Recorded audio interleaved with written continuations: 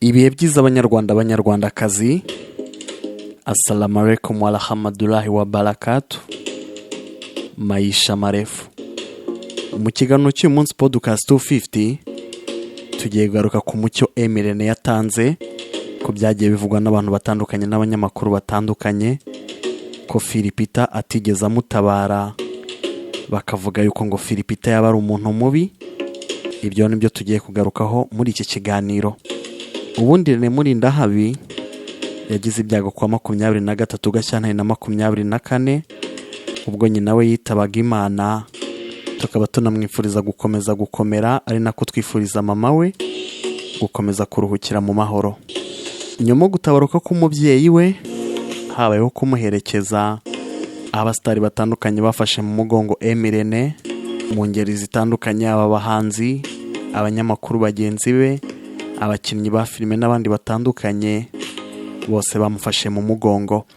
Nyuma y'ibyo rero hari abanyamakuru batandukanye, abantu batandukanye bagiye bavuga yuko Philipita atatabaye Emirene kandi bameze nk'abavandimwe kuko bakoranye igihe kinini, bakibaza impamvu ngo yaba ataramutabaye.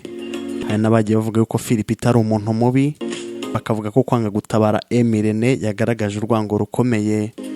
Ni benshi bagiye babigarukaho n'abanyamakuru batandukanye n'abakurikirana abanyamakuru batandukanye bagiye babivugaho. Byagarutsweho kuri JB Rwanda, bigarukwaho kuri DCTV Rwanda n'ibindi bitangazamakuru bitandukanye. Mu kiganiro yerutse gushyira kuri YouTube channel ya MIE Empire, Emirene yagarutse kuri ibi, agaya abanyamakuru baharabitse Philipita bavuga yuko ngo atamutabaye kandi ari inshuti ye.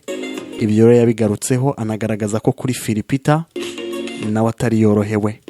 Yavuze ko ubwo yapfushaga mama we, Philipita nawe yapfushije nyirarume, ubwo nawe yari afite ibyago. Gusa ngo kuko Philipita adakunda gushyira ibintu bye ku karubanda cyangwa se kubishyira hanze, ntabwo abantu babimenye kandi nawe yari ari mu bikomeye.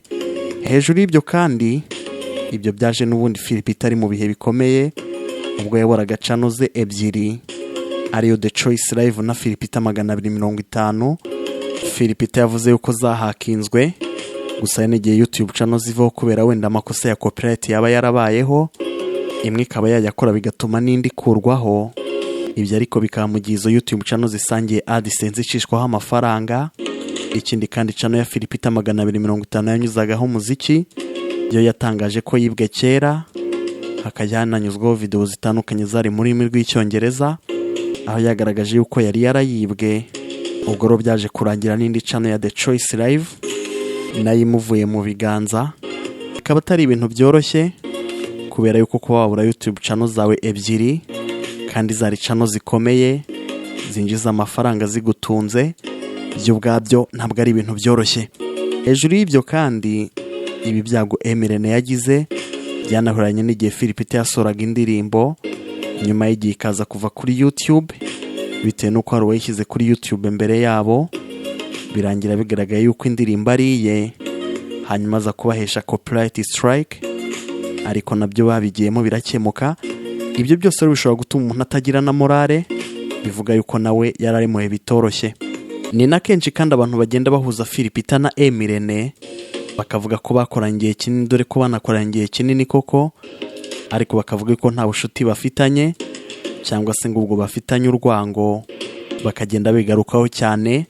Bamwe bakagaragaza yuko Philipita ari umuntu mubi, ariko narebye mu bikorwa Philipita yakoze bikomeye, yaba kuri Emirene ndetse n'abandi bose, yaba abastari batandukanye, abanyamakuru batandukanye. Gusa ariko ni bya bindi byuko nta uneza bose. Philipita yagize uruhare rukomeye mu iterambere rya Emirene. Ubundi byatangiye Emirene akora stage kuri RBA, Philipita mukuru yamujyana ku Isango, akagenda amufasha mutoza akazi, bahakoranye imyaka myinshi.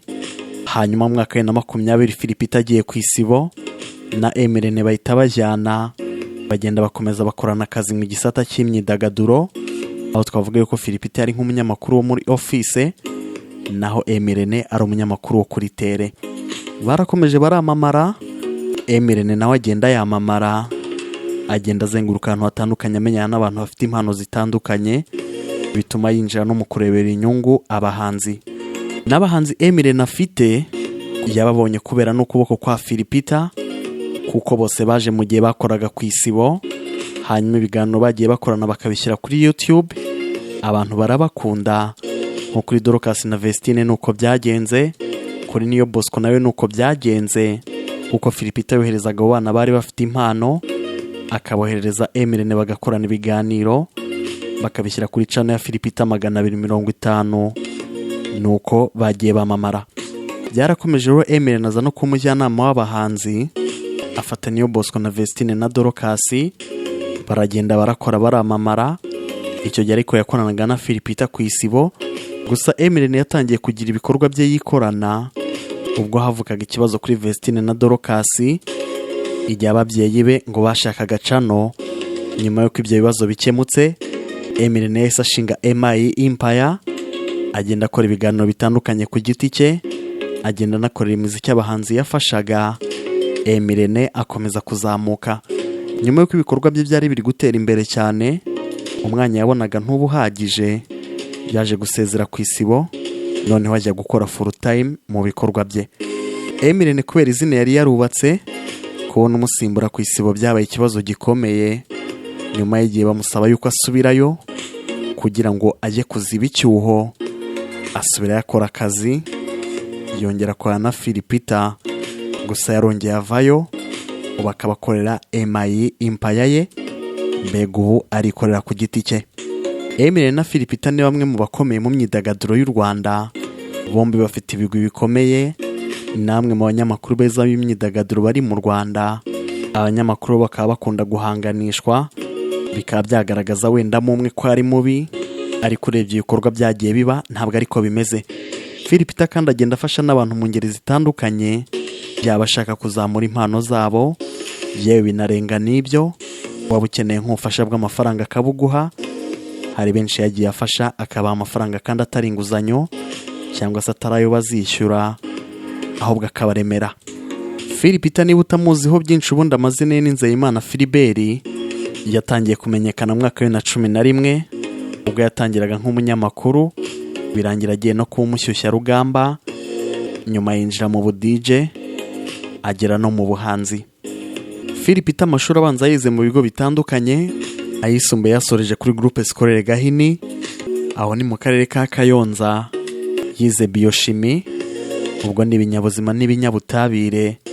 Yasoje afite amanota meza, ahita ajya muri Kaminuza Nkuru y'u Rwanda, ajya kwiga ibijyanye n'ubuvuzi aribyo Allied Health Science. Yatangiye mu mwaka wa 2008, asoza mu mwaka wa 2013, gusa yasoje yaramaze kwinjira mu itangazamakuru mu gisata cy'imyidagaduro, kuko yari yaratangiye na 2011 ku Isango Star, akora imyaka 8 mu mwaka wa 2020 ajya ku Isibo TV, agenda akorana ibikorwa bye byihariye bitandukanye, yaba mu buhanzi, mu budj, mu kuba MC n'ibindi, kandi akaba akomeje ibikorwa bitandukanye. Ubuvuzi yize ntabwo ari bwo akora, ibyo akora avuga yuko yanabikunze kuva kera, kuko yumvaga ari byo bintu agomba kuzakora mu buzima bwe. Philipita yarakomeje ibikorwa bitandukanye, tumwifuriza ishya n'ihirwe muri byose. Mwakoze kumva iki kiganiro, duhure mu bindi biganiro.